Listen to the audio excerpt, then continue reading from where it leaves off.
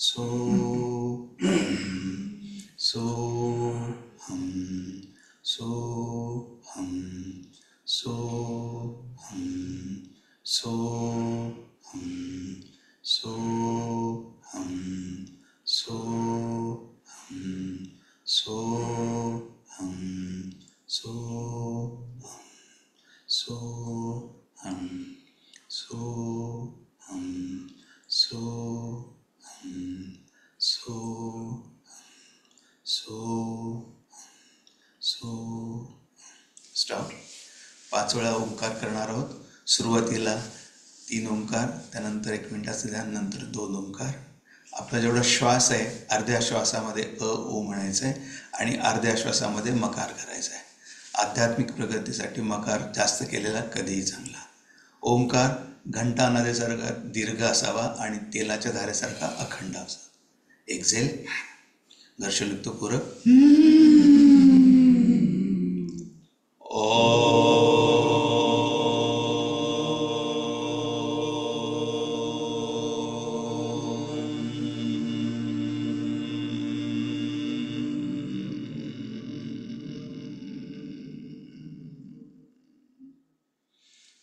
पूरक.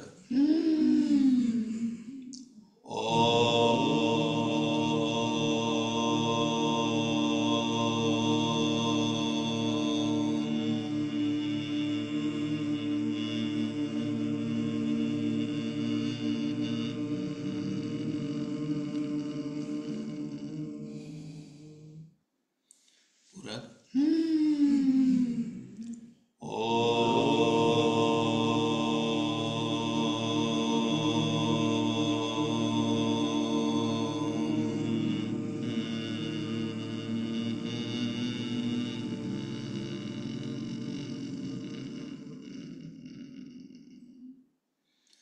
शांत शांत शांत. आपण जो आता ओंकारचा नाद केलेला आहे, ओंकारचा जो ध्वनी केलेला आहे, तो मनातल्या मनात आठवून साठवण्याचा प्रयत्न करा. छातीच्या मध्यामध्ये अनाहत चक्र आहे, तिथं अंगुष्ठ मात्र ज्योती बघण्याचा प्रयत्न करा. Try to visualise thumb size bright flame in chest area where Anahata chakra is situated.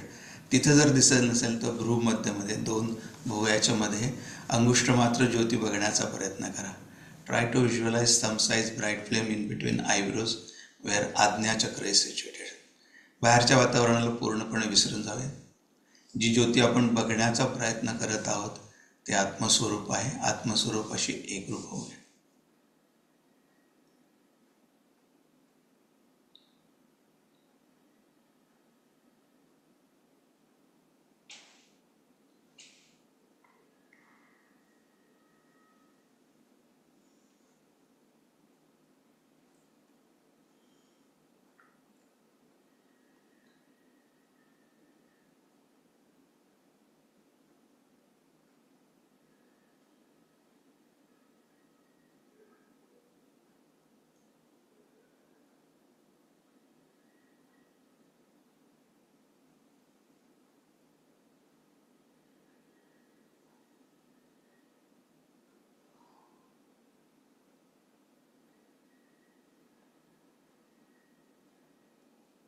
परत एकदा 2 वेळा ओंकार.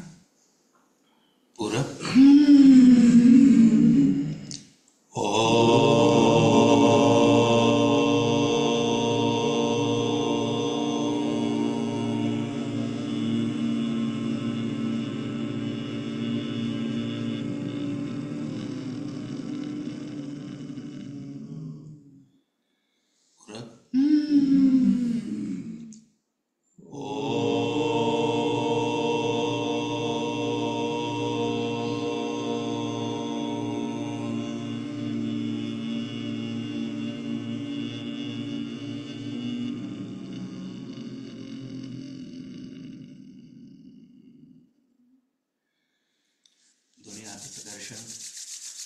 जी ऊर्जा आपण ओंकार साधनेच्या अभ्यासातून मिळाली त्या ऊर्जेचं संचलन पूर्ण शरीरभर करूया.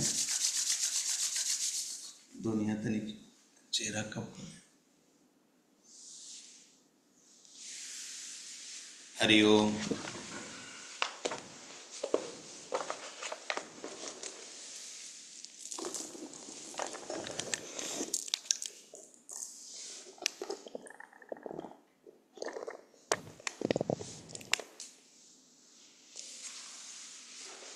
द्विसमासी जुना दासबोध समास तिसरा वक्ता श्रोता लक्षण.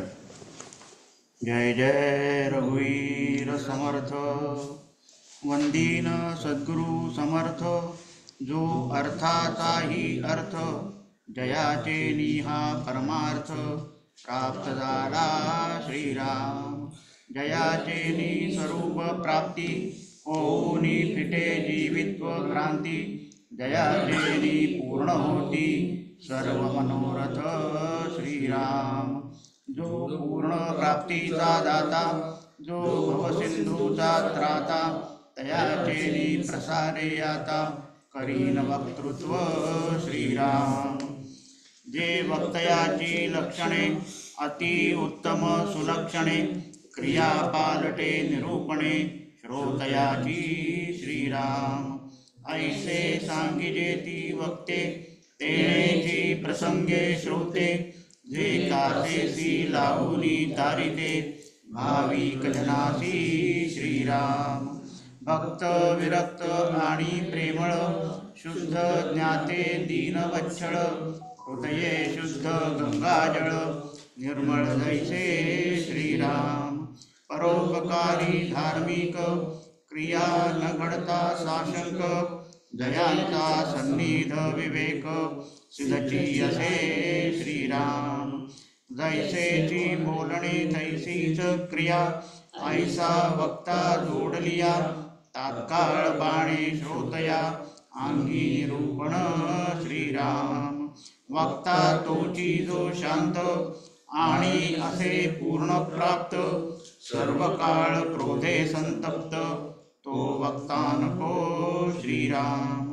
वक्ता पाहिजे उदास दयाचे बोलणे निराश. दयाचे हृदय वसे आस तो वक्ता नको श्रीराम.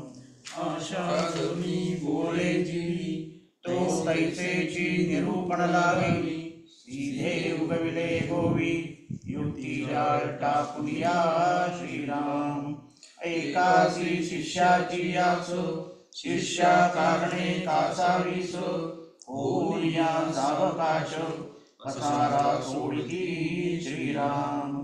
ते समाधान उडवणे विकल्पे शिष्य चालवणे. शिष्य समुदाये वणवणे वरपडे झाले श्रीराम. ते लुलू बराडे बापुडी शिष्या कारणे पुढपुडी. सर्व काळ होता ती वेडी त्यांचे वक्तृत्व नको श्रीराम. जो गुरु विश्वासाचा जेथे अंकुर नाही भेदाचा. तोची वक्ता अपाडांचा सकळासी बोधी श्रीराम. जो आशंका फेडू जाणे जाणपणे हुंबरो नेणे. श्रोतयाचे शब्द होणे साजे वेगे श्रीराम. सर्व काळ क्रोधे संतप्त आशंका येता करी घात. वक्तृत्वाचा अर्थ जात भक्तीच कडे श्रीराम. अयुक्तची प्रतिपाद्य करी उच्छेद होताची गुरगुरी. बोलिला शब्द धावरी बळेची अप्रमाण श्रीराम. बोलता बोलता येती बळा हात पाये कापती चळचळा. क्रोधे उकावती वेळोवेळा शीघ्र कोपिले श्रीराम. एका श्वासे बोलतची राहे नेत्र गोवंडुनी गरगरा पाहे. दुसऱ्याचे वक्तृत्व न आहे आपणा पुढे श्रीराम. होय नवे आरंभिली क्रोधे ध्येय श्री विराली. बहुसाल वृष्टी केली सन्मुख माधवे श्रीराम. क्रोधे काळमंडली मुख्यवटी. ऐक्यता वक्रता पावल्या भ्रुकुटी. शिरा कंठी आणि ललाटी प्रकट झाल्या कळे श्रीराम. बोलता बोलता नीच उत्तरे ताडीत उठिले परस्परे. श्रोते आणि वक्ते रुधिरे उभे झाले श्रीराम. कोल्हाळ उठिला एकसरा केला पुस्तकाचा उजमारा. थोड्यात के राजद्वारा महापुरुष निघाले श्रीराम. ऐसे क्रोधी अनावरे देह बुद्धीची पामरे, ऐसे वक्तृत्व चतुरे मन प्रायत यावे श्रीराम. आपण क्रियेसी अंतरले आणि वक्तृत्वाचे भरी भरले, तया श्रवणे श्रोते झाले वक्तया ऐसे श्रीराम. आशा धरुणी वक्ता बोले, तेथे श्रोते नागवले, शृंगारिक श्रवणे केवले सारथ जैसे श्रीराम. बहुश्रवणे घटेल झाला, ताडे तोडे शिकोनी आला, तया वक्तृत्वे श्रोतयाला स्वहित न घडे श्रीराम. वक्ता पाहिजे अनुभवाचा, ज्ञाता नसावा पुस्तकीचा, पुस्तक ज्ञाने श्रोतयाचा, भ्रम तुटेना सर्वदा श्रीराम.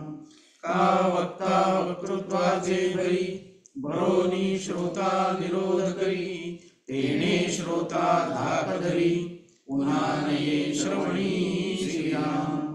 अति निरोधे उपदे त्रास, मोडे श्रोतयांचा हव्यास, ऐसा वक्ता जो कर्कश, तोही नको श्रीराम. का जो वर्मे लक्ष्मी बोले, तेने श्रोते क्रोधासी आले, आपणही लक्षू निघाले वर्मे वक्तयाची श्रीराम.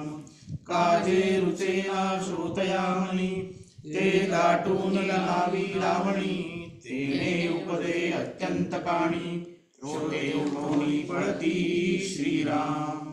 का आपण वर्ते दयापरी, तेची क्रिया प्रतिपाद्य करी, आपणा परती दुसरी मानरोचिने श्रीराम. वक्ता जाणिवेने जिंकला, उणीव येता तगम गेला, जाणिवेचा ताटा भरला, तो वक्ता नको श्रीराम. जो सकळ जाणोनी नेणता, जो श्रोतयांचाही श्रोता, जेथे अहंतेची वार्ता, निशेष नाही श्रीराम. वक्ता भीड सारू जोडे, तरी श्रोतयांची आधारू घडे, म्हणून वक्तयाकडे भीड तेही नसावी श्रीराम.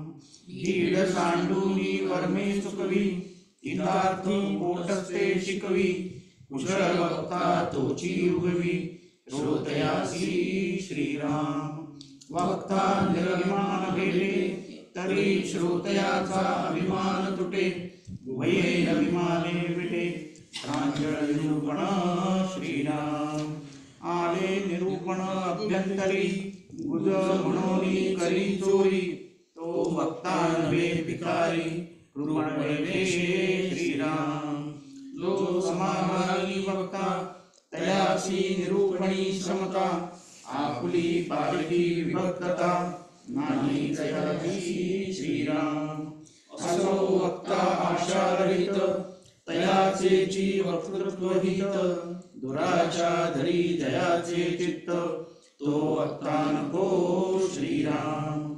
आता असो सद्गुरु वीण, पोटस्ते शिकवी लवण, समदृष्टी जयाची पूर्ण, ऐसा तो विरुळा श्रीराम. आता श्रोतयाचा विचार, श्रोता पाहिजे सादर, मननशील सारासार, विवेके निवडी श्रीराम. श्रोता आदरे श्रवण करी, तेणे उचंबळे आनंद लहरी, श्रोते वक्ते अर्थांतरी, मिळवली जाती श्रीराम. आतभूत श्रोतावळे आणि आदरे श्रवणी निवळे, तेने सकळिकांचा गळे, देहाभिमान श्रीराम. सादर सर्वांगे सामोरा, आदरे होतसे पुढारा, श्रवणी पडताची उत्तरा, परीक्षून सांडी श्रीराम. सांडूनी सभेची सादर, पाये वक्तया समोर, ऐसा मनाचा व्यापार, मने आरंभिला श्रीराम. मुखाकडे लक्षी आदरे, बाहेरी निगताची उत्तरे, प्राचन करी कर्णद्वारे विवरे स्वये श्रीराम. भिक्षुक देशावरी सादर का व्यापारी मिळता व्यापार का भुसारी करिता भुसार माप समयी श्रीराम. का जीवलगाची ऐकताची वार्ता अत्यंत श्रवणी सादरता का न्यून्य सुलत असता सादर ऐके श्रीराम. का शूद्र शेती साचल पाहे कान देऊनी उभा राहे श्वासोश्वास दीर्घ वाहे म्हणून कोंडी बळे श्रीराम. असो संसारी सादरता तैसीच करी श्रवण होता तोची एक धन्य श्रोता होये निरूपणे श्रीराम. संसार विषयी तत्पर आणि श्रवण होता अनादर तो श्रोता नव्हे खर मनुष्य वेचे श्रीराम. मिथ्यावादी अमंगळ हरी कीर्तने उठे कपाळ ऐसा जो खळ चांडाळ त्याची भगवंत कैसा श्रीराम. अविद्या आणि फुगारा हरी जाणीवेचा गारा बाष्कळ बोलोनी मातेरा करी निरूपणाचा श्रीराम. वक्ता बहुभाषा वाचाळ तैसाची श्रोता ही तोंडाळ दोघे मिळोनी खळखळ उदंड करी श्रीराम. वक्तृत्व श्रोता ऐकेना बोलो पैसला आठोगेना युक्ती जाळ पसरुनिया जना राणी वदावी श्रीराम. उभयता एकची गलबला निरूपणी हाट धरला एका शब्दाचा तुम्हाला घेऊनी बैसले श्रीराम. एक एका पुढे बोले श्रोते अवघेची वक्ते झाले जैसे ते जंबूक मिळाले कोल्हाळ करी श्रीराम. जाणीव हरली अभ्यंतरी भुंगो लागले जम्मुकापरी तेथे कोणासी कोणवारी बोलती सर्वांगे श्रीराम. श्रोता श्रवणी जाणीव धरी वक्तयाचा उच्छेद करी ऐसा श्रोता मिळे तरी समाधान कैसे श्रीराम. जे ते निरूपण ऐकती ते ते पुढीलासी सांगती बहुतेक सांगण्याची चित्ती विरळा धरी श्रीराम. आपण स्वये क्रिया करी तेची निरूपण धावरी ऐसा श्रोता दुराचारी अवश्य त्याजावा श्रीराम. कोरडा खणखणीत पाषाण ऐसे हृदये कठीण कदाचित आला सत्वगुण तरी तो कोंडी बळे श्रीराम. अंतरी काळकूट भरले गुल्म अभिमानाचे वाढले ते निरूपणे वितळले परी वितळो चिनेली श्रीराम. निरूपणी सावकाश पहावे वक्तयाचे गुणदोष जैसे मिळाले वायेस विष्टा धुंडी श्रीराम.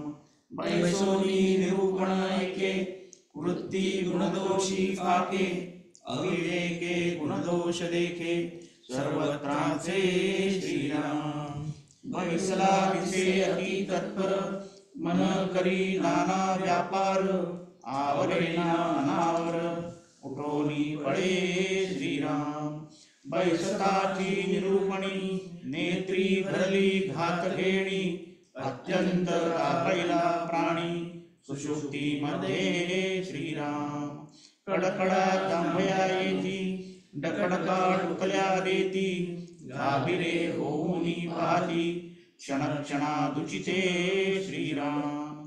नेत्री झापडी पडली वेंभळ मुखे विकासली नावरे सर्वांगी भरली निद्राकळे श्रीराम. निशेष देहे भावगळे नवचती नेत्र उघडले एक ते कलथोनी पडले एकी फोडले ब्रह्मविणे श्रीराम. जागृतीचे नाही भाव दैसे डुलती महाभाव मने मांडिला उच्छाव सुखनिद्रेचा श्रीराम. निद्रा प्रवेशे अभ्यंतरी तेव्हा विवेकासी कैचियुरी. धारिष्ट पळे दुरीच्या दुरी जागृती विषयी श्रीराम. आला निरूपणी कंटाळा प्रबळ निद्रेचा उमाळा. निद्रा लोळवी सकाळा श्रोत्यांची बळे श्रीराम. निद्रा अज्ञानाची सावली निद्रा भ्रांतीची माऊली. निद्रा निरूपणी केली विवसी ईश्वरे श्रीराम. निद्रे करिता विस्मृती बळे निद्रे करिता भ्रांती जळे. निद्रे करिता स्फूर्ती मोडे निद्रा हृदय शून्य श्रीराम. निद्रा विद्येचे फळ निद्रा जन्माचे मूळ. निद्रा सकळाची व्याकुळ करुणी पाळी श्रीराम. निद्रा उदासनालोणी निद्रा आयुष्य उडवणी. निद्रा अगत्य निरूपणी घाला घाली श्रीराम. निद्रा आळसाची पेटी निद्रा भ्रमाची खोटी. निद्रा हे परमभोगटी साधकावादी श्रीराम. निद्रा प्रकाशाची झापडी निद्रा विवेकासी बिघडी. निद्रा नागवण उघडी साधकासी होये श्रीराम. सांडुनी निरूपण गोड पुरविती निद्रेचे कोड. ते साधक राणावे झोड संत निर्धन नेणती श्रीराम.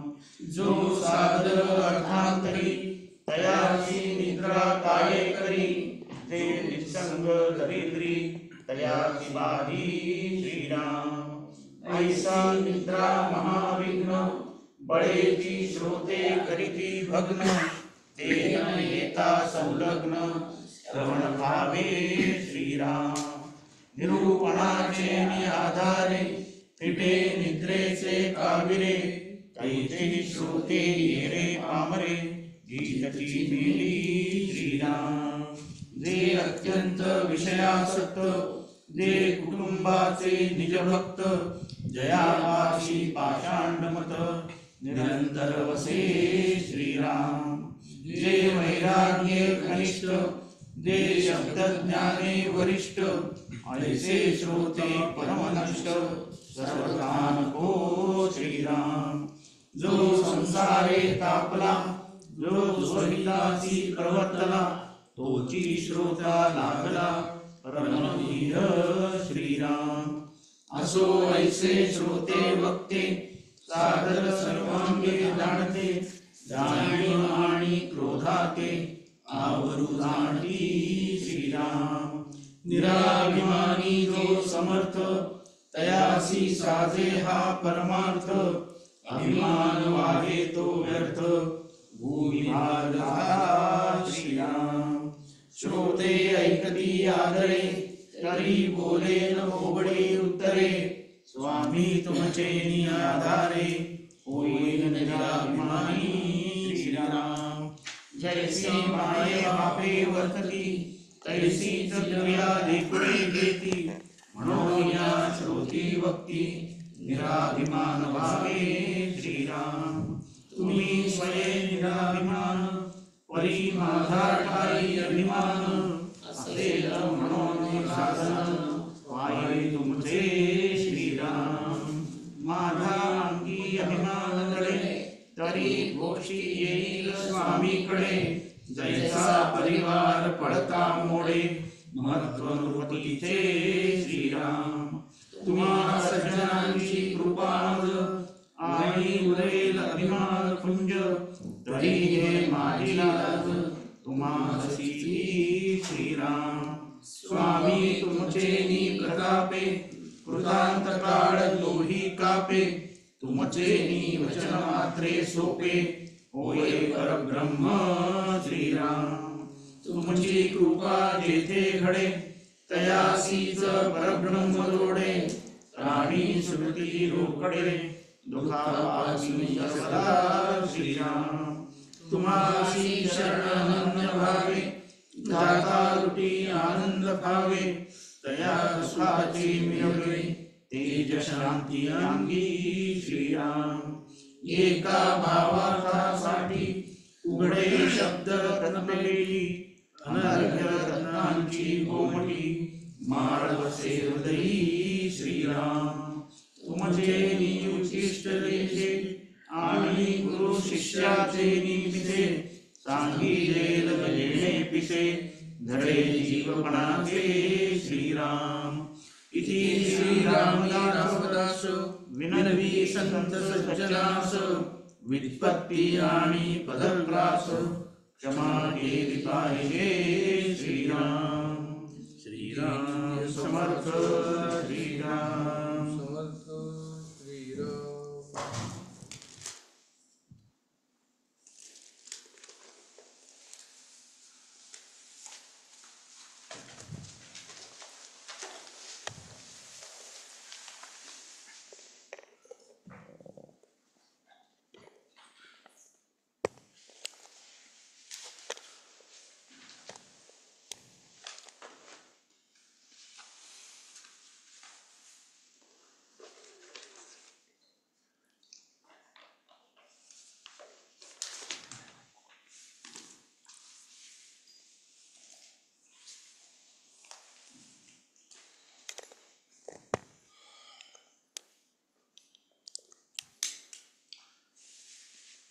जय जय रघुवीर समर्थ.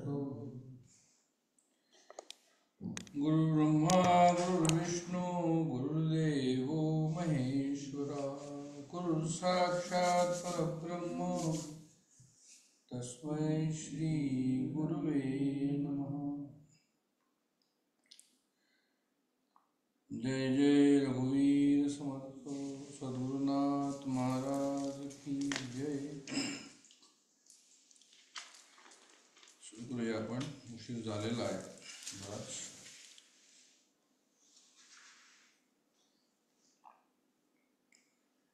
जुना दासबोध वाङ्मयामध्ये जे आहे ते समर्थ वाङ्मयामध्ये जे आहे ते जुना दासबोध म्हणजे एक लघु वाङ्मय प्रकरण जे आहे ते तशा प्रकारे ते येतं. तर हे एक लघु वाङ्मय प्रकरण त्यांचे बरेचसे मुख्य म्हणजे जे आहे तो दासबोध आणि आत्माराम आणि मनाचे श्लोक. याच्यानंतर आणखीन जे लघु वाङ्मय त्याच्यामध्ये हे जुना दासबोध म्हणून येतो. थोडीशाची रूपरेखा आपल्याला परत पाहायला हवी. जुन्या दासबोधाचं विवेचन जास्त झालेलं नाही आहे.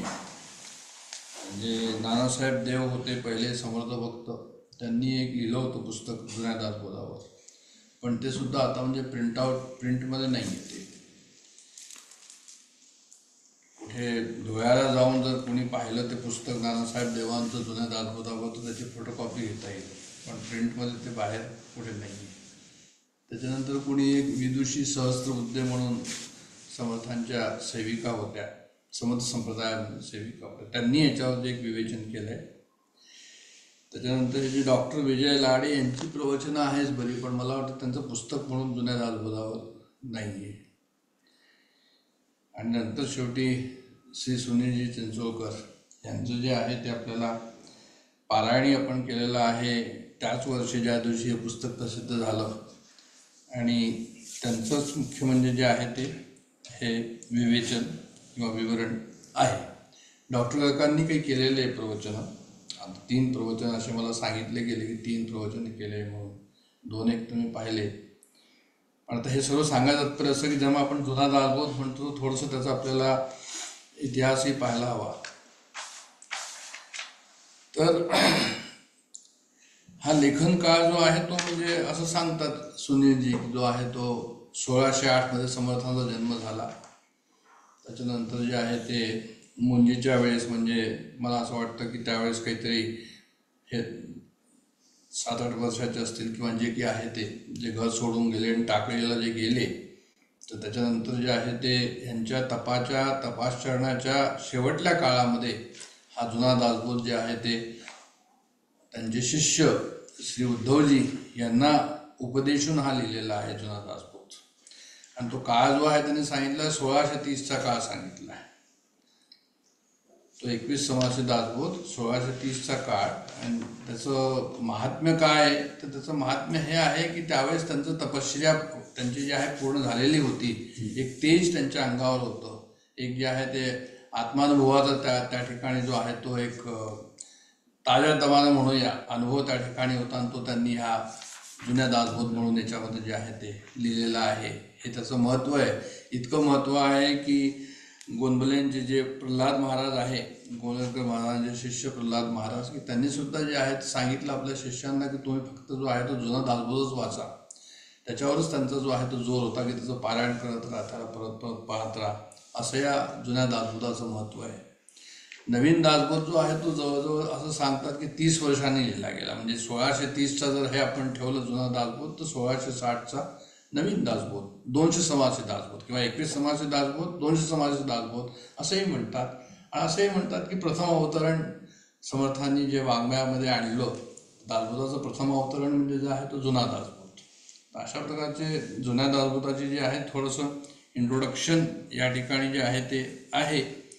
4 समास असे आहे या दासबोधातले की जे नवीन दासबोधामध्ये आलेले आहे. सद्गुरू लक्षण, शिष्य लक्षण, त्याच्यानंतर आत्मनिरूपण पण आलेलं आहे आणि वैराग्य निरूपण पण आलेलं आहे. म्हणजे ह्याचं हे का सांगायचं या ठिकाणी इतकं महत्त्व आहे की ते त्यातनं जे आहे त्यांना त्याच्यामध्ये हात लावायची त्यांना आवश्यकता पडली नाही. म्हणजे हे 4 समाज जे आहे ते आपल्याकरता वैराग्य निरूपण आणि आत्मनिरूपण जे आहे ते फार महत्त्वाचे आहे. ते आपल्याला जे आहे ते चांगल्या तऱ्हेने आलेच पाहिजे असं मला म्हणायचं या ठिकाणी. टोटल ओव्या जुन्या दासबोधामध्ये 1340, नवीन दासबोधामध्ये किंवा 200 समासी दासबोधामध्ये मला असं वाटतं की 7751 आहे बहुतेक. आणि हे अशा प्रकारे यांचं हे लघु वाङ्मय म्हणून जुना दासबोध जो आहे तो खूप सुंदर आहे. आता आपल्या लोकांचं काय झालं आहे थोडंसं आता आपल्याला त्याच्यामध्ये इंटरेस्ट येऊ लागला आहे तर आपण वाचायला लागलो म्हणजे आपले थोडंसं शहारे अंगावर येतात. अशाही प्रकारचं त्या ठिकाणी जो आहे तो जसं तुम्ही डीपमध्ये जाल तसं तुम्हाला त्याच्यामध्ये जो आहे तो खरा आनंद त्या ठिकाणी येत राहील. आता काय की जेव्हा हा जुना दासबोध जेव्हा त्यांनी सुरू केला, आता जुना दासबोध सुरू केला तर जेव्हा म्हणजे त्या असं भाष्यकार म्हणतात. भाष्यकार काय म्हणतात की परिपाठी काय आहे, परिपाठी ही आहे की त्यांनी पहिले गणेशाला वंदन करावं, शारदेला वंदन करावं, सद्गुरूला वंदन करावं. पण समर्थांनी जुन्या दासबोध आणि नवा दासबोध दोन्ही ठिकाणी त्या ठिकाणी जे आहे ते असं काही दिसत नाही आहे त्या ठिकाणी केलेलं. असं त्याचं एक कारण आणखीनही असं सांगितलं जातं की काही ओव्या गहाळतनी झाल्या आहे. हाही एक त्या ठिकाणी जो आहे तो एक हे आहे की त्या ओव्या कदाचित जुन्या दासबोधामधनं गहाळ झाल्या असाव्या. कारण की जुन्या दासबोधामध्ये पहिला जो समास आहे त्याच्यामध्ये 27च ओव्या आहे आणि दुसऱ्या समासामध्ये 21 ओव्या आहे. आणि दोन्ही ठिकाणी जे आहे ते रेफरन्सेस जे अवतरणिका 21व्या समासामध्ये जी दिलेली आहे त्या अवतरणिकेमध्ये पहिल्या समासात काय सांगितलं, दुसऱ्या समासात काय सांगितलं. तर पहिल्या समासामध्ये त्यांनी सांगितलं की गणेश शारदा वंदन केलेलं आहे म्हणून, पण ते कशा प्रकारे केलेलं आहे ते आपल्याला दिसत नाही. आणि दुसऱ्या समासामध्ये जे आहे त्यांनी सांगितलेलं आहे की आपलं मानस पूजा त्याच्यामध्ये सांगितलेली आहे आणि दुसऱ्या समासामध्ये मानस पूजेच्या ओव्या दिसत नाही. त्याचा अर्थ आणि परत नंबर ऑफ ओव्या ज्या आहेत त्या कमी आहे, 27 आणि 21. बाकी इतर जर समास पाहिले तर त्यांचं लांब लचक येते. आता आत्ताच आपण पाहिलं तिसरा समास जो आहे तो 102 ओव्याचा आहे. तर हे सर्व काय ह्या ठिकाणी करतात जेव्हा आपला अभ्यास करतोय आपण, अभ्यास केल्यानंतर आपल्याला थोडंसं पाहायला पाहिजे की भाई बरोबर आपल्याला कळलंय की नाही कळलंय. म्हणजे प्रवचन तसं वेगळं असतं. प्रवचनामध्ये काय होतं की एकदा एक ओवी घ्यायची आणि प्रत्येक ओवीला जे आहे जसं की आपल्याला एक्सप्लेन करता येईल त्याप्रमाणे एक्सप्लेन करायचं असा एक आहे. पण आता 6 महिने झालेले जुना दासबोध आपल्याला हातात घेऊन म्हणजे हा 6वा टर्न असावा. म्हणजे 25 तारखेलाच फेब्रुवारीमध्ये सुरू केला ना आधी 25 तारीखच आहे. तर 6 वेळा जर आपण 6व्यांदा जर आपण याला पाहतो आहे तर आपल्याला थोडंसं एक रिकॅपिच्युलेशन जे आहे ते पक्का असायला हवं की जुना दासबोध जेव्हा आम्ही पाहतोय अभ्यास करतो याचा तर then we should have all that together. तर गणेश शारदा सद्गुरू वंदन जे आहे ते म्हणजे समर्थांना मग भाष्यकार रेव्होल्युशनरी म्हणतात. अरे यांनी गणेश शारदा सद्गुरू वंदन का नाही केलं, दासबोधामध्ये का नाही केलं. कारण दासबोध जो आहे ते आपल्याला माहिती आहे की दासबोध जे आहे त्यांनी जेव्हा सुरू केला तर तो कशा प्रकारे केला. तर म्हणजे त्यांनी असंच सांगितलं त्या ठिकाणी की म्हणजे दासबोधात काय सांगितलेलं आहे ते त्यांनी पहिले वर्णन केलेलं आहे. म्हणजे ह्याच्यामध्ये म्हणजे नवीन दासबोधामध्ये किंवा 200व्या दासबोधामध्ये पहिल्या ओळीमध्येच त्यांनी जे आहे ते असं म्हटलेलं आहे की श्रोते पुस्ती कोण ग्रंथ काय बोललेली जी येथ श्रवण केल्याने प्राप्त काय आहे, असं नवीन दासबोधाचं सुरुवात आहे. तर जुन्या दासबोधाची सुरुवात सुद्धा ती कमी तशी नाही आहे. त्यांनी सांगितलं जुन्या दासबोधामध्ये सुद्धा जी सुरुवात केलेली आहे त्यांनी अशाच प्रकारची केली की मन मीपणे निर्गुजले, स्वामीच्या पदी मिसळले, ऐक्यरूपे स्वयचे झाले पद आपण. त्यांनी आत्मानुभवापासून सुरुवात केली. त्या आत्मानुभवाच्या खाली बोलतच नाही, ते खाली उतरतच नाही की काय असं वाटतं आपल्याला. आत्मारामामध्ये पाहिलं तर पहिली उभी काय, तिथे सुद्धा असंच आहे. आत्मारामामध्ये जयाची लटिका आळा आला, जो माया गौरीपासून झाला नाही त्या आरूपाला रूप कैचे. आत्मानुभवाचंच जे सुरुवात आहे. ह्या तिन्ही याच्यामध्ये आपण पाहिलं, जुना दासबोध, नवीन दासबोध आणि याच्यामध्ये, तर अशा प्रकारचं त्यांचं अशी त्यांच्या ओव्या समोर आल्यामुळे म्हणजे आगाज एका झाल्याची नाही त्याची वार्ता पुस्तके काही, अशा प्रकारचं जो आहे त्या आत्मारामामध्ये आलेलं आहे पहिली उभी की जयाची लटिका आला, जो माया गौरीपासून झाला, जो झालाची नाही त्या आरोपाला रूप कैचे. तर मला असं सांगायचं की हे सर्व अभ्यासामध्ये जे आहे आपण पाहतो, आपल्याला एकदम असं वाटतं की अरे वा, कसं काय समर्थांनी जे आहे ते हे सर्व कसं साधलं, कसं त्यांना जे आहे ते झालं. आणि मग हे असं पाहिल्यानंतर त्यांनी दुसरा भाव हा पण घेतलेला आहे की हे सर्व जे आहे ते मी नाही केलेलं आहे. हा दासबोध जो लिहिलेला आहे म्हणजे भक्ताजीने स्वाभिमाने कृपा केली दाशरथीने, समर्थ कृपेची वचने तो हा दासबोध. प्रत्येक ठिकाणी जे आहे आणखीन पुढे हा पॉइंट येणार आहे याच्यामध्ये. हा विचार जो आहे तो फार महत्वाचा आहे. का महत्वाचा आहे आमच्याकरता की त्यांनी जर एवढे मोठे असून जर आपण स्वतःवर काही घेतलं नाही तर मग आम्ही थोडंसं इथे वाचन करतो, प्रवचन करतो, श्रोते बनतो, काहीतरी अभ्यास करतो, आम्हाला असं वाटतं की आम्ही काहीतरी विशेष करतो आहे का, असं जर मनामध्ये येत असेल तर ते फार चुकीचं आहे. म्हणून भक्ताजीने स्वाभिमाने कृपा केली दाशरथीने हे जे आहे आपल्याला तो ओवी जे आहे ती नेहमी लक्षात ठेवायला हवी. संतच नाही म्हणजे जे आहे ते निवृत्ती प्रसादे ज्ञानदेव बोले, ज्ञानेश्वर महाराज सुद्धा म्हणतात की म्हणजे जे त्यांनीच बोलवतात ते मी काही बोलत नाही या ठिकाणी. आमचा अभ्यास सुद्धा जो आहे त्यांचीच कृपा आहे, इच्छा आहे, आशीर्वाद आहे म्हणून या ठिकाणी होतोय, हे तर होत नाही.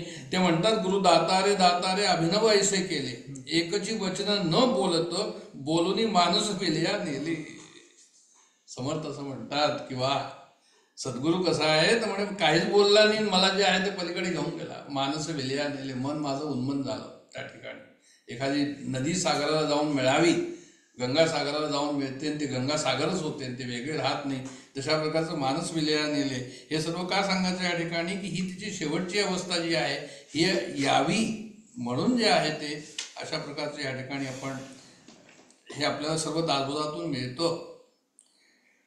पहिली दुसरं काय आहे की त्यांनी इथे अद्वैत तत्वज्ञानच ते बोललेले, हे आणखीन वेगळं एक हे आहे की म्हणजे त्यांनी अद्वैत बोधच केलेला आहे. आणि हा अद्वैत बोध जे आहे ते सुरुवातीलाच आपल्याला जो आहे तो पाहायला मिळतो. हाही एक पॉईंट त्याच्यामध्ये विचार आहे.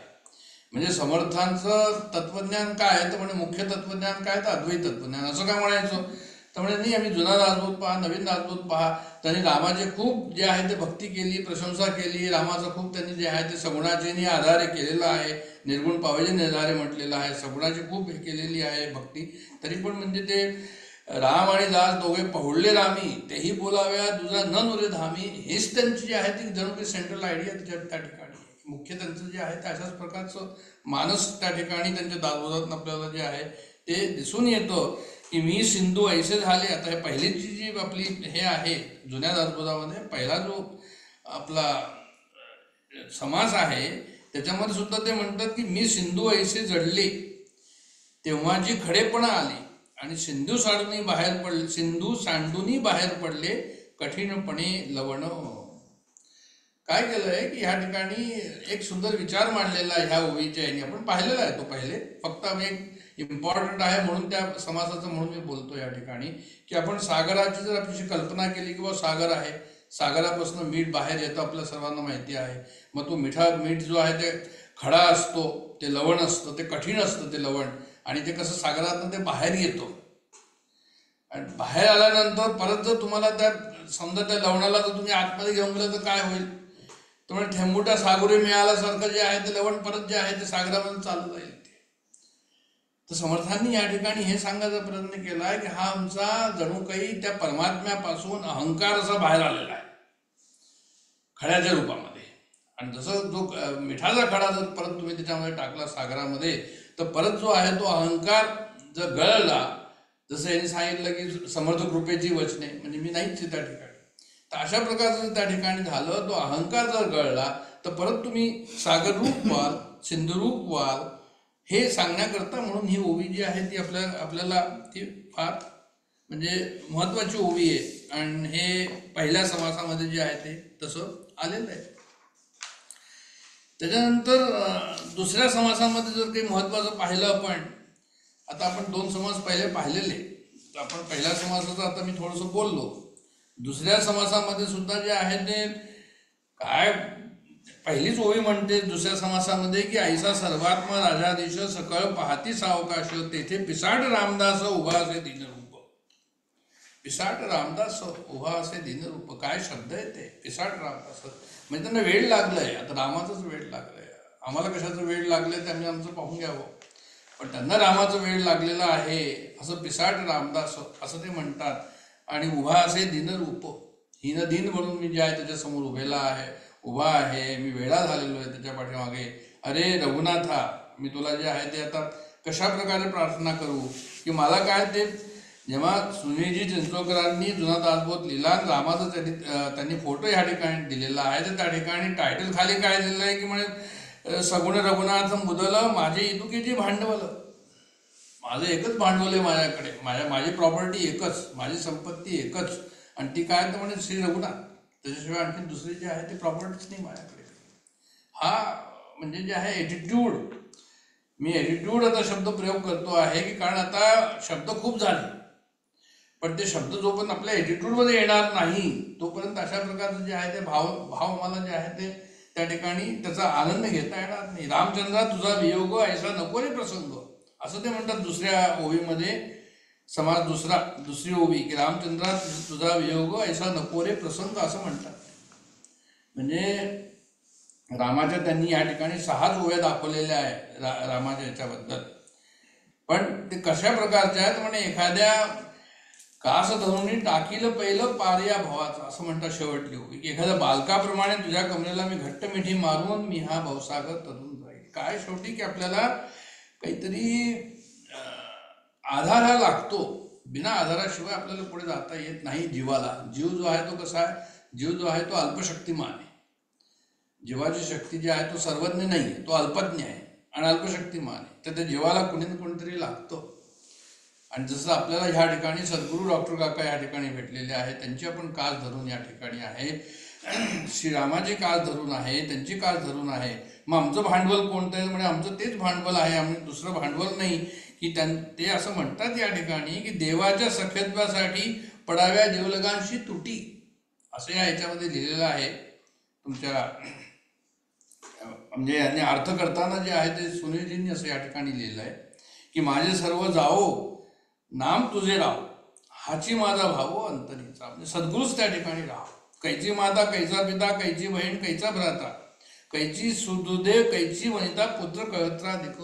आणि कर्मयोगे सकळ मिळाली, कर्मयोगाने आम्ही इथे एका ठिकाणी आलेलो आहो. आणि ते तुवा आपुली मानलेले पडत मूर्खा, तुझे तुझं नवे शरीर तेथे इतरांचं काय विचार, एक भगवंत साचार धरी भावार्थ बळे. म्हणजे सर्व काही जेव्हा एवढी तयारी असेल रामदासांसारखी, तर मग जे आहे ते पुढे आपल्याला जे आहे ते असं वाटेल की व्हा काहीतरी आपलं काम होत आहे म्हणून किंवा होईल म्हणून, एवढी तयारी त्या ठिकाणी असायला हवी. आणि त्यांनी या ठिकाणी श्रोत्यांना सुद्धा वंदन केलेलं आहे की आता वंदिन सकळ श्रोते ज्या पासावं झाले. सर्व संतांनी जे आहे ते वक्ता तो वक्ता नवे श्रोते विणं याचं जे आहे ते महत्त्व त्या ठिकाणी जे आहे ते गायलेलं आहे. वक्तांना त्यांनी नेहमीच कमी नाही समजलेलं आहे. म्हणजे जेव्हा आपण हे पाहतो सुरुवातीला गणेश शारदा सद्गुरू आणि संत सज्जन ऋषीश्वरू जे आहे त्या ठिकाणी श्रोत्यांना सुद्धा त्यांनी वंदन केलेलं आहे की म्हणजे गणेश शारदा सद्गुरू संत आणि श्रोते ह्यांचं वंदन जे आहे ते अत्यंत नम्र भावाने करूनच कोणतेही जे आहे त्यांचं पुढे ते हे करतात. त्याच्यानंतर दुसरा आणखीन विचार या ठिकाणी त्यांनी दाखवलेला आहे की आणि तो कसा आहे, तो विचार जो आहे तो हा आहे की भाई हे जे कवित्व आहे, हे कवित्व जे आहे ते हे कसं आहे तर म्हणे हे प्रासादिक कवित्व आहे. म्हणजे जे त्यांनी सांगितलं त्याच्यामध्ये की पाठ, धीट पाठ आणि प्रासादिक. म्हणजे एखादं असेल की नुसतंच ते जे आहे ते त्यांनी लिहिलेलं अला अ जोडून क ला ब जोडून लिहिलेलं आहे, एक अशा प्रकारचं असतं, अशा प्रकारचं कवन वगैरे असतं. एक नुसतं जे आहे ते काहीतरी कॉपी केलेलं असतं, हे म्हणतात मी हे प्रासादिक कवन आहे. म्हणजे दासबोध जितका काही आहे तो सर्व समर्थांनी एकदा लिहिलेला म्हटलेला आहे की त्यांचे समर्थ म्हणजे श्रीराम, त्यांच्या मुखातून जणू काही त्यांनीच प्रेरणा दिलेली आहे. तर हा असं काही धीटपाट म्हणून हे नाही आहे कवित्व, हे कवित्व प्रासादिक आहे, हा विचार त्या ठिकाणी दासबोधामध्ये आलेला आहे. आणखीन ज्ञानेश्वरीमध्ये पण एक विचार पुढचा जो आलेला आहे की ज्याला आपण म्हणतो किंवा जे आहे की काय की संस्कृत जी देववाणी आणि मराठी जी आहे ती कुठून आली असं ते म्हणतात की संस्कृत भाषा देवे निर्मिली, मग प्राकृत काय चोरे आली. किंवा ज्ञानेश्वर महाराज म्हणतात की माझी मराठीची बोल कौतुके, अमृताचेही पैदा जिंके. ते सांगायचं तात्पर्य असं या ठिकाणी की हे जे त्यांनी सुद्धा या ठिकाणी असं हे केलेलं आहे याच्यामध्ये की संस्कृत म्हणून नाही, तूप म्हटलं की तेच आलं. तर तूप म्हटल्यानंतर तुम्ही संस्कृतमध्ये म्हणा, मराठीत म्हणा, हिंदीत म्हणा, तेच समजलं जातं. किंवा यांनी रामकृष्णांचं वर्णन दिलेलं आहे त्या ठिकाणी. रामकृष्णांनी म्हटलं एका वॉटरला वॉटर म्हणा, पाणी म्हणा, तोय म्हणा. तर अशा प्रकारचं जे आहे ते त्यांनी सांगितलं की संस्कृत जरी तशी भाषा असली तरी पण त्यांनी मराठीचं वर्णन, मराठी जे आहे तुमचा अर्थ जो आहे तो तसाच त्याप्रमाणे येईल, त्याच्यामध्ये वेगळं आणखीन काही होणार नाही. हेही सर्व संतांनी आपल्या आपल्या परीने त्याच्यामध्ये लिहून ठेवलेलं आहे. आणि समास तिसरा जो वक्ता श्रोता लक्षणं, त्याच्यामध्ये सुद्धा पहिलीच ओवी जर पाहिली तर वंदिन सद्गुरु समर्थ, तो अर्थाचाही अर्थ जयाचेनी हा परमार्थ प्राप्त झाला. आता अर्थाचाही अर्थ काय, संपत्ती आहे, संपत्ती प्रत्येकालाच हवी असते, प्रत्येकच त्याच्याबद्दल जे आहे ते सेंट्रल त्याचं जे आहे ते मिशन असतं. त्याच्यामध्ये सेंट्रल आयडिया हाच असतो की आम्हाला 2 पैसे मिळतात ते की नाही मिळत. पैसे जर नसतील मिळत त्याला सोडा, जर पैसे मिळत असतील तर घ्या ते, आणि ते सुद्धा पैसे प्रोपोर्शनेट मिळत असतील तर ते काम हातात घ्या, नाही तर ते काम घेऊ नका. म्हणजे अर्थ आमचा इतका जो आहे तो महत्त्वाचा आहे आमच्या जीवनामध्ये. आणि या अर्थाचाही अर्थ ज्याला आपण परमार्थ म्हणतो, तर ह्या अर्थाला रिप्लेस करण्याकरता जर मुख्य काही असेल तर म्हणे त्या संपत्ती, अर्थाची जी आमच्याकडे जी संपत्ती आहे तर मुख्य संपत्ती समर्थ या म्हणतात. या ठिकाणी अर्थाचा अर्थ म्हणजे काय आहे तर म्हणे परमार्थ आहे. आणि हा परमार्थ मला सद्गुरूकडून मिळालेला आहे आणि म्हणून जे आहे मी सद्गुरूला या ठिकाणी वंदन करतो. म्हणजे सद्गुरूच्या कृपेनेच हे सर्व होतं की इच्छा या तर पूर्ण होतात किंवा इच्छा नाहीशा होतात. तर अशा प्रकारचं त्या ठिकाणी वर्णन परमार्थाचं त्यांनी त्या ठिकाणी जो आहे तो वर्णन केलंय. परमार्थाचं महत्त्व सांगितलंय की परमार्थ काय आहे तर म्हणे परमार्थ तो राज्यधारीन, परमार्थ नाही तो भिकारी, परमार्थाची सरी कोणाच द्यावी. परमार्थाचं अशा प्रकारचं वर्णन आहे की जर आम्ही राजा म्हणजे पदद्वयाच्या नमनास गेलो, पदद्वयापासूनही मुक्त झालो, किंवा ज्याच्या दयेने महाराज झालो, हे आम्ही महाराजाचं जे म्हणजे स्वतः राजा होणं, स्वतः महाराज होणं, स्वतः जे आहे ते महत्त्वाची पोझिशनमध्ये जाणं, ते हे सर्व काय तर म्हणे परमार्थामध्येच होतं. आणखीन दुसऱ्या ठिकाणी जे आहे ते होत नाही. आणखीन त्यांनी या ठिकाणी दिला आहे की जीव आणि शिवाच्या संबंधामध्ये विचार आणखीन मांडलेला आहे की पापाचे फळ ते दुःख आणि पुण्याचे फळ ते सुख. या ठिकाणी जे आहे ते ज्ञानदेवांचा हरिपाठ आपण लक्षात आणला होता की आपण ज्याला म्हणतो की चांगलं काम जे करतो आहोत, दानधर्म करतो आहोत तर ते पुण्य आहे. तर ज्ञानेश्वर महाराज म्हणतात त्या ठिकाणी आठवण देतात आम्हाला की स्वर्गा पुण्यात्मके पापे येईल. म्हणजे तुम्ही एखादं चांगलं कार्य केलं आणि तुम्ही स्वर्गाला पोहोचता, तर ते म्हणतात की चांगलं काम केलं ते पुण्य आहे, तर ते पुण्यात्मके पापे, ते सुद्धा पापच आहे. म्हणजे पापात्मके पापे नरकात जाईल ते तर आहेच आहे. एखादं वाईट काम केलं असेल तुम्ही नरकात जाल, त्याला पाप म्हणा, त्यात काही वाद नाही. पण चांगलं काम करून सुद्धा जे आहे ते तुम्ही जसं चांगलं काम केलं आणि तुम्ही जर म्हणाल स्वर्गाला जा, तर ज्ञानेश्वर महाराज म्हणतात ते सुद्धा एक प्रकारे पाप आहे, फक्त त्याला पुण्यात्मक पाप म्हणा. हे असं सर्व का सांगायचं या ठिकाणी की आमचं फक्त एकच लक्ष्य आहे, आणि ते लक्ष्य म्हणजे असं की आत्मानुभव ज्याच्यामध्ये येत असेल तेच पुण्य आहे. आणि ज्याच्यात आत्मानुभव नसेल येत तर त्या ठिकाणी जो आहे ते पुण्य नाही. फॉर एक्झाम्पल असं म्हटलं आम्ही दान धर्म केला आणि आमचा जो अहंकार वाढला, आम्ही म्हटलं की आमचं नाव लिहवा किंवा आमच्या रिलेटिव्हचं नाव लिहवा, या ठिकाणी आम्ही दान धर्म केलेला आहे, तर मग ते काय झालं, पुण्यात्मके पापे स्वर्गात जायचे.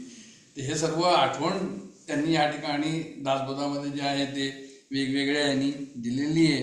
आता कुणी असं म्हणेल की बा तशाच प्रकारचे सर्व हे आहे, म्हणजे विचार जे आहेत ते सर्व युनिफॉर्म आहे, कॉमन आहे, पण जर तेच आपल्याला परत परत जे आहे त्याची आठवण करायची आहे की समर्थांचा बोलवता धनी हा सद्गुरू श्रीराम. आत्ता जे बोललो ते त्यांनी सकळ करणे जगदीशाचे आणि कवित्वची काय मनुष्याचे, या अप्रमाण मानण्याचे बोलण्याचे काय घ्यावे, ते आत्ताच आपण पाहिलं या ठिकाणी. आणि त्याच्यानंतर आणखीन एक विचार दिला याच्यामध्ये की जे वक्तयाची लक्षणे, म्हणजे ह्या तिसऱ्या समासाचं सांगतो, चौथी ओवी आहे की क्रिया पालटे निरूपणे श्रोतेयाची. म्हणजे आता हे फार महत्वाचं आहे, कारण सुरुवातीला सुद्धा दासबोधाच्या नवीन दासबोधाच्या पहिल्या समासामध्ये सुद्धा त्यांनी हेच लिहिलेलं आहे की आता श्रवण केली याचे फळ क्रिया पालटे तात्काळ. त्याचा अर्थ हा झाला की श्रवणाला समर्थांनी खूप महत्व दिलं आहे. म्हणजे काही सांडावे लागत नाही, काही मांडावे लागत नाही, एक विचार शोधून पाहिजे म्हणजे कळे. संसार त्याग न करिता प्रपंच उपाधी न सांडता तर जनामध्ये सार्थकता विचारायची होय. विचार विचार विचार, तर असा विचार जो श्रवणात नाही येतो, तर श्रवण केल्याचे फळ क्रिया पालटी तात्काळ, तुटे संशयाचे मूळ एकच राहा.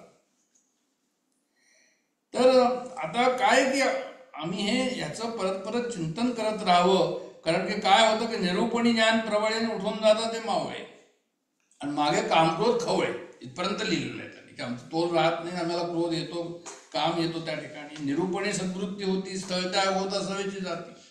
त्याच्याकरता काय करायचं, म्हणजे याच्याकरता जे आहे नेहमी जे आहे ते त्याचं चिंतन याप्रमाणे असायला हवं की त्यांनी जे आम्हाला ह्या एक तासभरामध्ये जे आपण इथे बसलेलो आहोत, आमचं जे आहे ते मनाचं जे आहे ते विचाराचं लेवल जे उंच झालेलं आहे, ते उंच झालेलं लेवल नंतर सुद्धा कसं टिकेल ते आमचं आम्हाला पाहायचं आहे त्या ठिकाणी.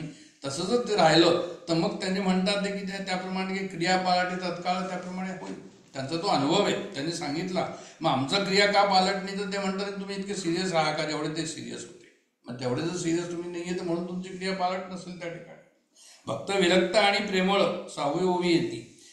तर भक्त विरक्त आणि प्रेमळ याची त्यांनी जोडी दिलेली आहे. विरक्त पण असायला हवं आणि प्रेमळ सुद्धा असायला हवं. म्हणजे असं की करतल भिक्षा तरुतल वास, म्हणजे जे आहे तुम्ही तो काय आहे तर म्हणे तो तरुतल वास, असं शंकराचार्य म्हणतात की झाडाच्या खाली तो जो आहे तो आपला डेरा मांडून आहे, तरुतल वास.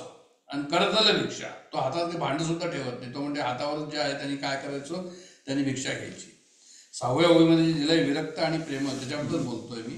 तर त्यांचं काय म्हणणं या ठिकाणी की असा जो मनुष्य आहे की करतल भिक्षा तरतुल वास तदपिन मुंजती आशा पाशा, पण त्याच्या आशा तो क्रोधिष्ट आहे, त्याच्या आशा गेलेल्या नाहीये. त्याला असं वाटतं की मी किती त्यागी आहे, की मी झाडाखालीच राहतो, जवळ काहीच ठेवत नाही मी.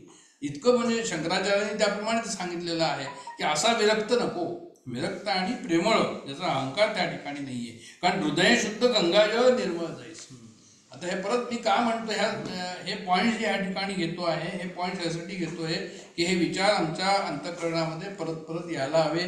ते जुना दासबोधाच्या निमित्ताने असो, नवीन दासबोधाच्या निमित्ताने असो, ज्ञानेश्वरीच्या निमित्ताने असो, शंकराचार्याच्या निमित्ताने असो, काही असो, विचार जवळजवळ सारखे आहे आणि ते विचार परत परत यायला हवे. म्हणून हे या ठिकाणी जे आहे ते झालेले आपण पाहिलं होतं मागच्या वेळेस, पण परत हे या ठिकाणी यासाठी पाहतो आहे की हृदय शुद्ध गंगाजळ निर्मळ जायचे. काय या ठिकाणी की जोपर्यंत हृदय शुद्ध गंगाजळ, अंतःकरण जोपर्यंत शुद्ध होणार नाही तोपर्यंत जे आहे ते पुढचं काम होणार नाही. आत्मज्ञान जे आहे ते त्या ठिकाणी तुम्ही त्याला चिपकणार नाही म्हणा किंवा तुम्ही लागणार नाही म्हणा. म्हणजे श्रवणाने काय होईल, श्रवणाने तुम्हाला कळेल की आत्मज्ञान काय आहे. मननाने काय होईल, म्हणजे त्यातले जे संशय आहे ते संशय जे आहेत तडीला जातील मनन केल्याने. मग निध्यासनाने काय होईल, म्हणजे निध्यासनाने जे आहे ते संशय तुमचे तडीला गेलेले आहे, त्याच्यावर म्हणजे निश्चय झालेला आहे, त्या निश्चयावर तुमचं ध्यान लागेल, फोकस, ज्याला आपण धारणा म्हणतो. की त्या ठिकाणी तुमची धारणा जी आहे त्या ठिकाणी निध्यासन जे आहे ते पक्क होईल. आणि मग पक्क झाल्यानंतर जे आहे कन्व्हिक्शन एकदा झालं, निध्यासन झालं की नाही बा हेच आहे, हाच मीच आहे अशा प्रकारचं कन्व्हिक्शन झाल्यानंतर तरच त्या ठिकाणी जो आहे तो अनुभवाला मार्ग मोकळा होईल. पण हे सर्व करताना जे आहे ते हृदय शुद्ध गंगाजळ हे जे ह्या ठिकाणी शब्द दिलेले आहे त्याशिवाय ते होणार नाही. तर जैसेची बोलणे तैसेची क्रिया. आता आणखीन एक 8वी ओवी या ठिकाणी आहे.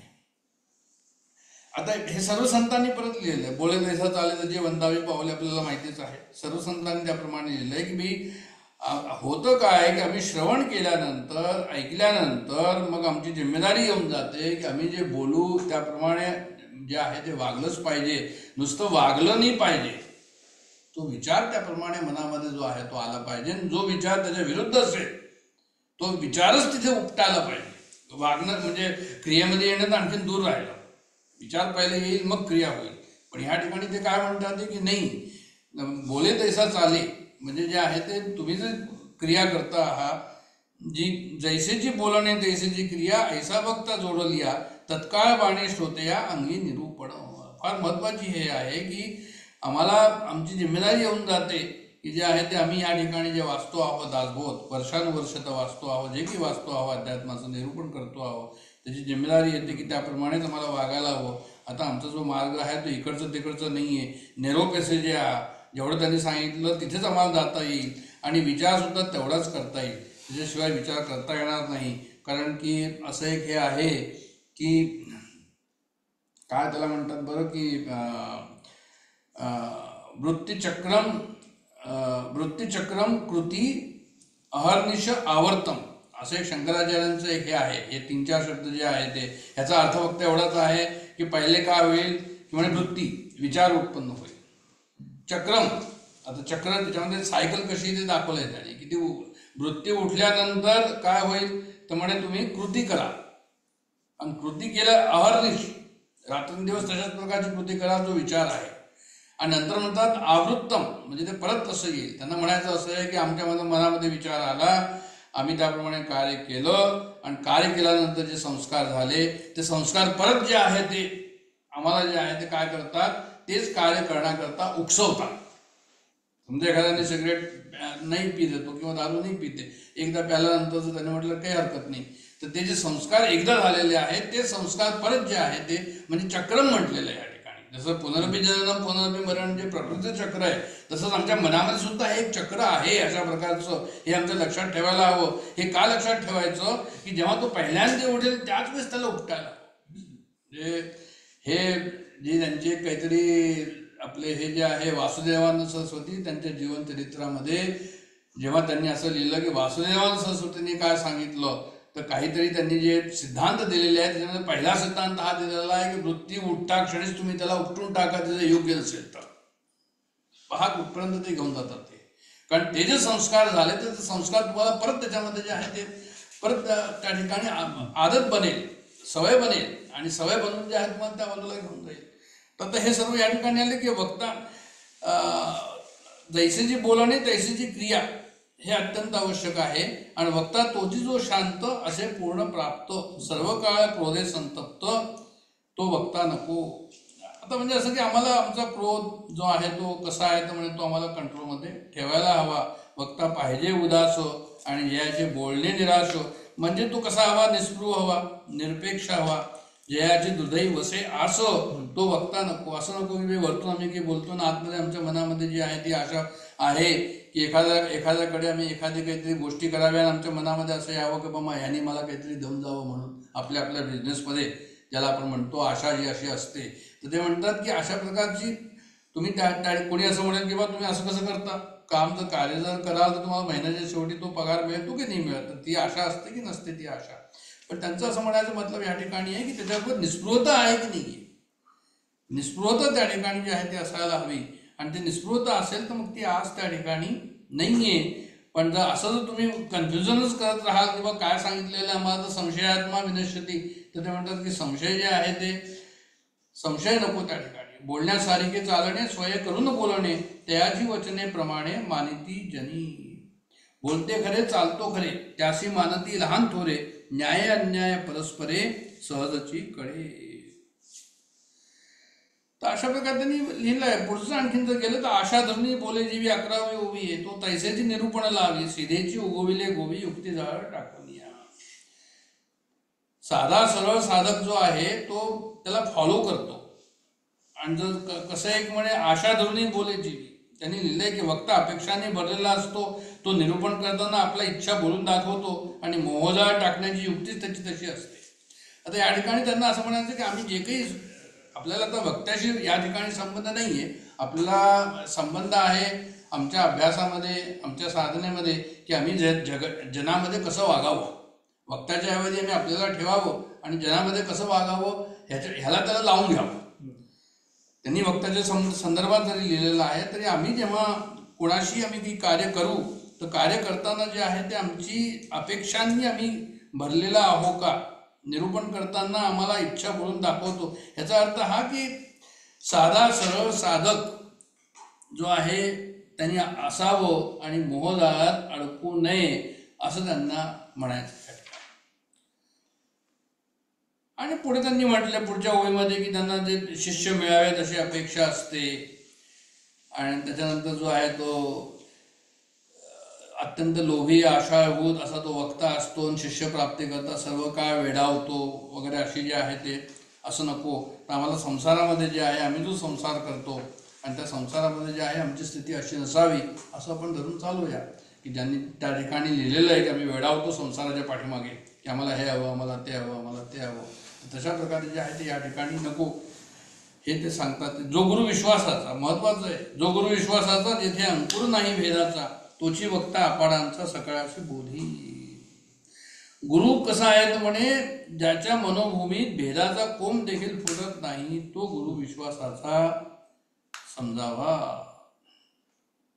काय यांनी या ठिकाणी म्हटलेलं आहे की परत अद्वैत तत्वज्ञानावर जो आहे तो जोर दिलेला आहे. एकच त्यांनी नेहमी म्हटलेलं आहे की अंकुर नाही भेदाचा.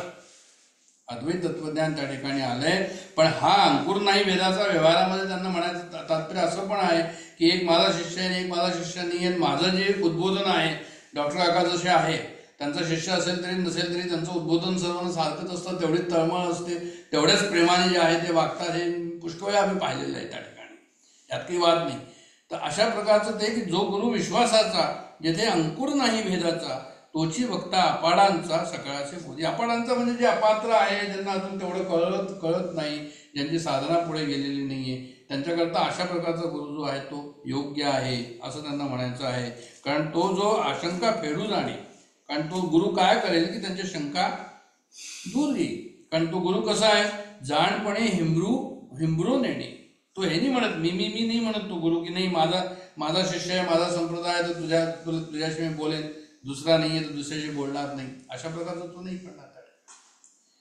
म्हणजे भेटो कोणी एक नर ते आहे ना, ते की महाराज आंबार त्यांचं जे आहे ते सर्वांना सारखंच होतं समर्थांचं. ब्राह्मणाचे ब्रह्म ते सोहळे आणि शूद्राचे काय ते ओवळे, अशा प्रकारचं त्यांनी त्या ठिकाणी केलं. किंवा उंच ब्रह्म ते रायाशी आणि निंच ब्रह्म ते सामान्याशी, असं काही आहे का?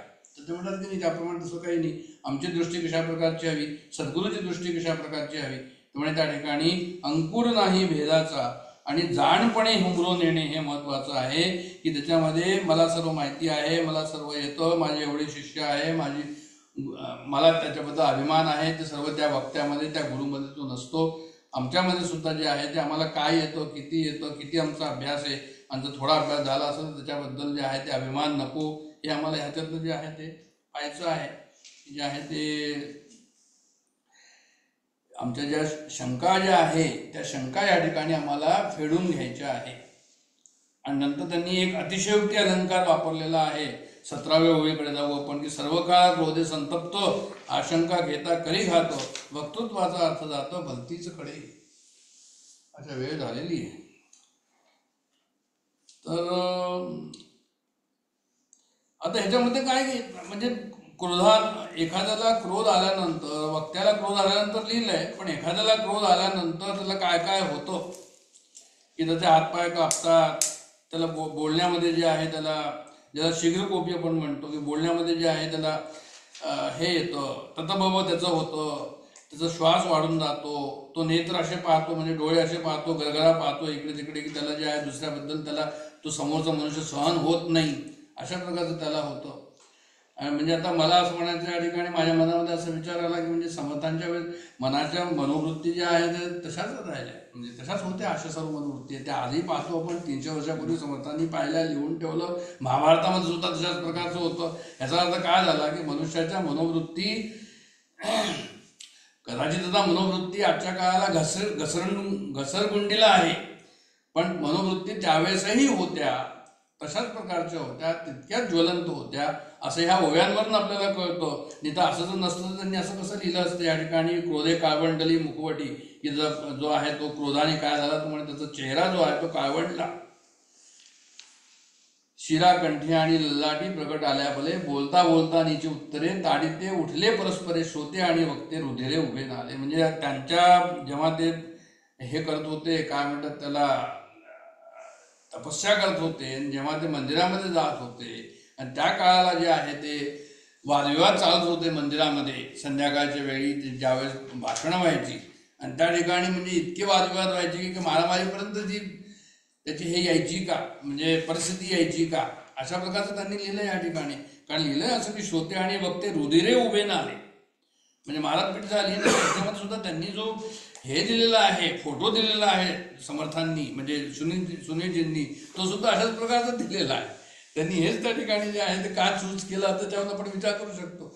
ते म्हणतात की एक एका पुढे बोले श्रोते अवघेची वक्ते झाले, जैसे ते जंबूक मिळाले कोल्हाळ करीती. कोलाहल करतात ते, एकमेकाला मारतात ते, अशा प्रकारची परिस्थिती म्हणजे त्यावेळेस सुद्धा होती. की काय सांगायचं तात्पर्य असं या ठिकाणी की आम्हाला जे आहे ते हे लक्षात ठेवायला हवं की आमची परिस्थिती व्यवहारामध्ये संसारामध्ये कशा प्रकारची आहे, आणि त्याप्रमाणे जे आहे ते समर्थांचा उपदेश आहे तसं काही होऊ नये जे आहे ते हे ठेवायला हवं. म्हणून कोल्हा उठला एकसरान केला पुस्तकाचा घुसमारा.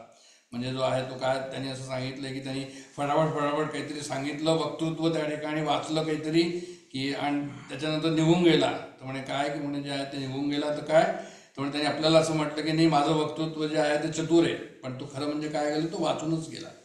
म्हणजे काहीतरी वाचलं जोरजोराने निघून गेला असं ते म्हणतात. आणि नंतर शृंगाराबद्दलचं वर्णन आहे, आता मी इथे थांबतोय.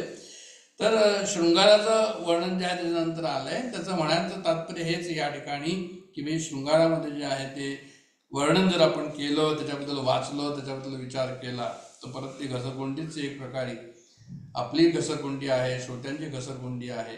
तर शृंगाराचं जे वर्णन आहे ते साधकांनी शक्यतोवर अवॉइड करायला हवं असं त्यांना म्हणायचं. आपण पाहतो जुने कीर्तनकार होते, तर मी नाव घेत नाही, पण आम्ही ऐकलेलं आहे त्यावेळेस सुद्धा की अरे ते तर म्हणजे जे आहे ते नाचतात आणि ते जे स्त्रियांचं वर्णन करतात आणि त्याच्यामुळे जे आहे ते लोकांचा जो आहे तो थोडासा भ्रम होतो, विभ्रम होतो, अशा प्रकारचे आपल्याला कानावर येतं आलेलं आहे अशा प्रकारचं. तर ते सर्व या ठिकाणी नको असं समर्थ जे आहे ते सांगतात ते आपल्याला. आणि याचा अर्थ हा पण आहे की त्यांचं किती सूक्ष्म ऑब्झर्वेशन होतं आणि किती व्यापक ऑब्झर्वेशन होतं, की कोणताही पॉईंट त्यांनी सोडलेला नाही आहे. दासबोधाचं वाचण्यामध्ये आपल्याला सर्वात जास्त मजा ही आहे की आपल्याला सर्व काही मिळून जाईल, संसारातलंही मिळेल आणि परमार्थातही मिळेल. हा दासबोधाचा विशेष. जुना दासबोध, नवीन दासबोध दोन्ही मिळून जर पाहिलं त्याच्या पलीकडे मला वाटत नाही की आणखी काही राहिलं असेल. जय जय रघुवीर समर्थ.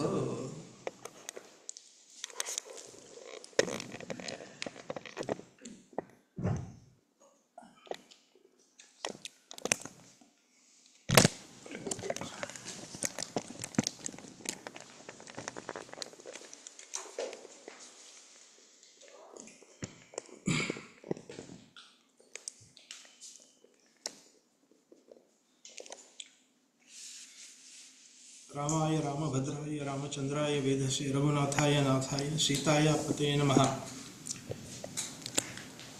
परमपूज्य डॉक्टर काकांना स्मरणपूर्वक वंदन करतो, डॉक्टर साहेबांना वंदन करतो, सगळ्यांना वंदन करतो. आपण मनाच्या श्लोकातल्या 7व्या श्लोकाचा विचार करायला सुरुवात करूया. सगळे श्लोक आधी एकत्र म्हणू, पाठ असेल तर. जय जय रघुवीर समर्थ. मना श्रेष्ठ धारिष्ट जीवी धरावे, मना बोलणे नीच शोषित जावे, स्वे सर्वदा नम्र वाचे वदावे, मना सर्व लोकांसी रेनी भवावे. श्रीराम जय जय रघुवीर समर्थ. साधनेच्या काळात, विशेषतः साधनेच्या काळात उपयोगी असलेला हा श्लोक आहे. क्रमाक्रमाने आपल्या ऐहिक जीवनावरती पारलौकिक जीवनाचा हा परिणाम नेहमी होत असतो. आणि ऐहिक जीवन जर का उत्तम आपल्याला हवं असेल आणि यथावकाश जर का आपल्याला आपल्या सद्गुरूंची जर का भेट झाली, त्यातून आत्मसाक्षात्काराची जर का ओढ निर्माण झाली आणि जीवन जर का तशा दृष्टीने आपल्याला यशस्वी करायचं असेल, तर सर्व संत आणि भारतीय संस्कृतीचा आग्रह असा आहे की आपल्याकडे नीती असावी, नीतीने वागणं हवं, तर ते सगळं शक्य आहे. आत्ता आपण जे काही आहोत हे आपण पूर्वीच्या केलेल्या कर्माचं प्रोजेक्शन समजलं जातं. पूर्वीच्या कर्माचं फळ आपण आत्ता भोगत असतो. म्हणजे आपला देह, आपले नातेवाईक, आपलं कुटुंब, आपलं घर, आपल्या भोवतीच्या सुखसोयी, आपली मनोरचना, ही सगळी आपलं पूर्वीच्या जन्माचं हे प्रोजेक्शन आहे. पूर्वीच्या जन्मात आपण जे काही कर्म केलं त्याचं हे प्रोजेक्शन आहे. पूर्वी मी जसा वागलो तसा मी आज आहे, असा कर्माचा न्याय सांगतो. आता पुढे माझ्या जीवनामध्ये माझं कल्याण व्हावं असं जर का मला वाटत असेल, तर मी कसं वागावं हे आपल्याला ठरवता येतं. आणि त्याला क्रियमाण स्वातंत्र्य म्हटलं जातं. हे आपण वेळोवेळी ऐकलेलं आहे. हा अधिकार हा फक्त मनुष्य जन्मातच मिळतो. इतर प्राण्यांना, इतर जन्मांमध्ये तो अधिकार नाही आहे. म्हणजे उदाहरणार्थ, वाघाने जर का गाय खाल्ली तर त्याला पाप लागत नाही. आणि गायीने दिलेलं दूध हे देवावरती अभिषेकाला जर का वाहिलं तर त्या गायीला त्याचं पुण्य मिळत नाही. आपण त्या गायीबद्दल कृतज्ञता मानतो, त्या दुधावरती आपण जगतो म्हणून आपण कृतज्ञता मानतो, हा भाग वेगळा. पण ती पशुयोनीत असल्यामुळे तिच्याकडे त्याचं पुण्यत्व येत नाही. मग आपण जी केलेली कर्म आहे, जी आपल्या वाट्याला येतात, त्याचं जे पापपुण्य जे आपल्या वाट्याला येतं ते त्या आपल्या कर्माचं श्रेय असतं आणि ते श्रेय म्हणून आपल्याला स्वीकारावं लागतं. आणि हे श्रेय भोगायची जेव्हा वेळ येते तेव्हा त्याला प्रारब्ध म्हटलं जातं, असं समर्थ सांगतात. ज्या कर्माने आपल्याला फळ द्यायचा प्रारंभ केला आहे त्याला आपण आता प्रारब्ध म्हणतो. प्रारब्धाने हे वाट्याला आलेलं आहे वगैरे असं म्हणतो. काय दुखणं असेल, कुठलं सुख असेल, आनंदाचे क्षण असतील, जे काय असेल ते. आता हे भोगताना हे आपल्याला सुख, दुःख, मान, अपमान, सन्मान हे सगळं आपल्या वाट्याला येतं आणि त्यांनी आपण रिॲक्ट होतो. त्या रिॲक्शनवरती आपलं पुढचं प्रारब्ध, एकूण आपलं जीवन हे त्याच्यावरती अवलंबून असतं. समर्थ किंवा भारतीय संस्कृती काय सांगते, तर पूर्वीच्या कर्माचं आज फळ भोगताना, रिॲक्ट होताना पुढच्या कर्माचं नियंत्रण हे आपण आपल्या ताब्यात ठेवायचं आहे. आणि या चांगलं वागण्याच्या समतोलालाच नीती हे म्हटलं जातं. नियते इति नीतिही असं सांगतात. म्हणजे आपल्याला जी नेते तिला नीती म्हणतात. नेता हा शब्द आपण वापरतो. म्हणजे आपल्याला चांगल्या मार्गानं नेणं हे आपल्याला अपेक्षित असतं. त्या नेत्यांनी आपल्याला चांगल्या मार्गाने नेऊ. तो पुढारी असतो, तो लीडर असतो. तो नेता शब्द याच्यावरून आला. आता तो आपल्याला कुठे घेऊन जातो, आपलं काय काय घेऊन जातो, तो भाग वेगळा गमतीचा. पण त्याचा अर्थच असा आहे की त्याने आपल्याला आपलं मार्गक्रमण करताना, मग तो आध्यात्मिक याच्यातला सुद्धा असेल ना नेता, समर्थ. हे आपले समजा आपण नेते म्हणू, पण दासबोधात आपण कसं वागावं, काय करावं हे सगळं सांगितलेलं असतं. ते आपले नेते आहेत. तर हा नेता या शब्दाचा खरा अर्थ आहे. माझ्या जीवनामध्ये पुढे काय घडावं हे आज मी ठरवायला स्वतंत्र आहे आणि याला क्रियमाण स्वातंत्र्य म्हणतात. इतर देहात हे स्वातंत्र्य आपल्याला मिळत नाही की म्हणजे असं वाग, असं वागू नको, हे आपल्याला ठरवता येतं. आणि आलेलं फळ हे आपल्या पूर्वी वाट्याला आलेलं प्रारब्ध हे पूर्वीच्या कर्माचं फळ आहे असं समजून आपल्याला भोगायला लागतं. दुसऱ्या श्लोकामध्ये आपण बघितलं, जनी निंद्यते सर्व सोडून द्यावे, जनी वंद्यते सर्व भावे करावे. याच्यामध्ये त्यांनी काम हा पुढे काम हा 6व्या श्लोकात आपण बघितलं की नको रे मना काम हा खेदकारी, नको रे मना काम नाना विकारी, नको रे मना मुदा सर्वदा अंगीकारू, नको रे मना मत्सरू दंभ भारू. तर याला त्यांनी खेदकारी, विकारी आणि दंभ वगैरे हे त्याचं जे सगळं वर्णन केलेलं आहे त्याचा पुढचा क्रम जो आहे तो धारिष्ट्य धरण्यासाठी आहे. आणि नीतीने वागण्यासाठी हे धारिष्ट्य आपल्यामध्ये आवश्यक आहे. अनितीने वागायला धारिष्ट्य लागत नाही. भेकडपणा म्हणतात त्याला. आपण वाचतो कधी कोणाचा काय खून झाल्याची बातमी आली तर भेकड हल्ला वगैरे असं त्याचं वर्णन असतं. ते त्याला अनिती म्हणतात. त्या अनितीला धैर्य लागत नाही, पण नीतीने वागण्याला मोठं धैर्य लागतं. निंदा सोसायला धैर्य लागतं, अपमान सोसायला धैर्य लागतं. या सगळ्या धैर्याच्या गोष्टी त्याचा धारिष्ट्य हा शब्द त्यांनी समर्थांनी श्लोकामध्ये वापरलेला आहे. आणि ते धारिष्ट्य सुद्धा श्रेष्ठ असावं, श्रेष्ठ दर्जाचं असावं असं समर्थ पहिल्या चरणात सांगतात. त्याचा अजून विचार आपण पुढच्या वेळेस जेव्हा आपल्याला संधी मिळेल तेव्हा आपण करूया. इथे मी थांबतो. जय जय रघुवीर समर्थ.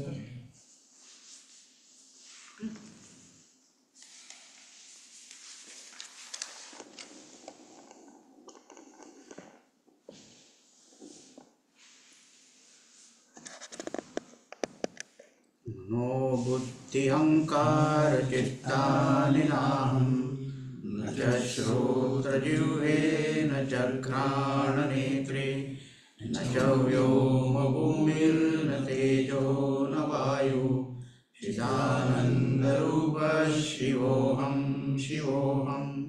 न च प्राणसंज्ञो न वै पञ्चवायु, न वा सप्तधातुर्न वा पञ्चकोशा, न वा पाणिपादौ न चोपस्थपायु, चिदानन्दरूपः शिवोऽहं शिवोऽहं. न मे द्वेषरागौ न मे लोभमोहौ, मदो नैव मे नैव मात्सर्यभावा, न धर्मो न चार्थो न कामो न मोक्षा, चिदानन्दरूपः शिवोऽहं शिवोऽहं. न पुण्यं न पापं न सौख्यं न दुःखं, न मन्त्रो न तीर्थं न वेदा न यज्ञाः. अहं भोजनं नैव भोज्यं न भोक्ता, चिदानन्दरूपः शिवोऽहं शिवोऽहं.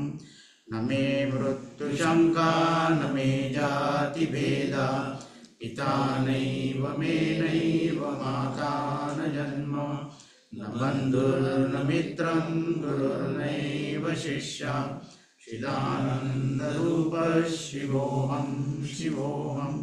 अहं निर्विकल्पो निराकाररूपो, विगुर्व्याप्य सर्वत्र सर्वेन्द्रियाणां, सदा मे समत्वं न मुक्तिर्न बन्धः, चिदानन्दरूपः शिवोऽहं शिवोऽहं. चिदानन्दरूपः शिवोऽहं शिवोऽहं. चिदानन्दरूपः शिवोऽहं शिवोऽहम्.